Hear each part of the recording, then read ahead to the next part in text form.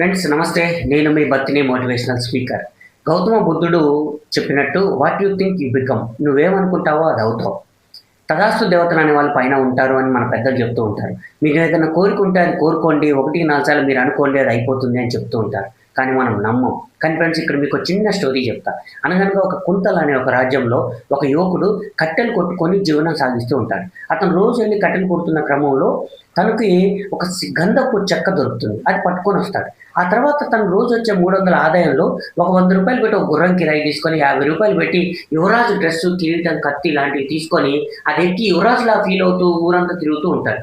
ఒకానొక సమయంలో అతను అలా తిరుగుతున్నప్పుడు ఒక వర్తక వ్యాపారి ఎదురొచ్చి, బాబు యువరాజులా ఉన్నావు, నాకు రాజుగారి కోటకి దారి కావాలి అని చెప్పేసి అని అడుగుతాడు. దారి చూపిస్తూ, రాజుగారిని కలుస్తున్నావు కదా, ఎలాగో ఇగో ఇది నేను ఇచ్చానని చెప్పేసి అని ఇవ్వు అని చెప్తాడు. తను తీసుకెళ్లి రాజుగారితో తన వర్తక వ్యాపారం గురించి మాట్లాడుతూ, సార్ వర్తక వ్యాపారి ఒక యువరాజు గారు గుర్రం మీద ఉండి తను మీకు ఇవ్వమని చెప్పేసి అని ఇది ఇచ్చారు సార్ అని చెప్పేసి అని తనకి ఇస్తాడు. రాజుగారు ఆ గంధపు చెక్కను చూసి ఆశ్చర్యపోయి, చాలా అద్భుతంగా ఉంది ఇది, ఇంత మంచి నాకు గిఫ్ట్ ఇచ్చిన వ్యక్తికి నేను ఏదో ఒకటి ఇవ్వాలని ఒక 20 గుర్రాలను తన గిఫ్ట్గా ఇచ్చి ఇవి వెళ్ళి ఆ వ్యక్తికి ఇవ్వమని చెప్తాడు. ఆ వ్యక్తికి ఇచ్చిన తర్వాత నేనేం చేసుకోను, మళ్ళీ మీరు ఎటు వెళ్తున్నారు అంటే, నేను గోల్కొండ కిలాకి వెళ్తున్నానంటే అక్కడున్న రాజుగారికి నా గిఫ్ట్గా ఇవి ఇచ్చేయమని చెప్తాడు. మళ్ళీ ఆ రాజుగారు అవి తీసుకొని, ఇంత మంచి గుర్రాలు నాకు గిఫ్ట్గా ఇచ్చిన వ్యక్తికి నేనేమి అయిపోతే బాగుండదు, ఒక 20 ఆవులు 4 ఏనుగులు మళ్ళీ తీసుకెళ్ళి తనకి ఇవ్వమని చెప్పి తనకి ఇస్తాడు. అవి పట్టుకురాగానే ఇవి నేనేం చేసుకొని ఇదే రాజుగారికి నా గిఫ్ట్గా ఇచ్చేపో అని చెప్పి కుంతల రాజుగారికి ఇవ్వమని తను చెప్తాడు. ఎప్పుడైతే కుంతల రాజు గారికి ఇవన్నీ ఇవ్వగానే ఆ ఆవులు వచ్చిన వేళ విశేషం తన కూతురికి గొంతు రాక ట్రీట్మెంట్ జరుగుతూ ఉంటుంది.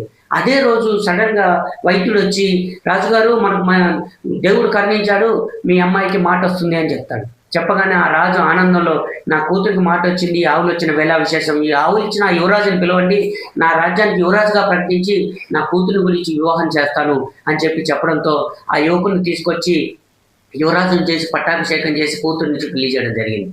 కాబట్టి ఫ్రెండ్స్, అతను ఏదో అతనుకున్న కోరికతో రోజు 100, 150 రూపాయల ఖర్చుతో తను అయినట్టుగా ఫీల్ అయిపోయాడు. నిజంగానే అయ్యాడు.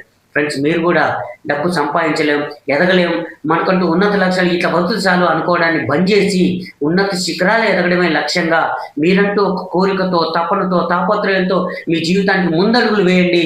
మీరు ఏది అనుకుంటే అది సాధ్యమవుతుంది. ఈ భూమి మీద ఒక మనిషి మాత్రమే ఏదైనా అనుకున్నది చేయగలిగే వ్యక్తి. Thank you very much.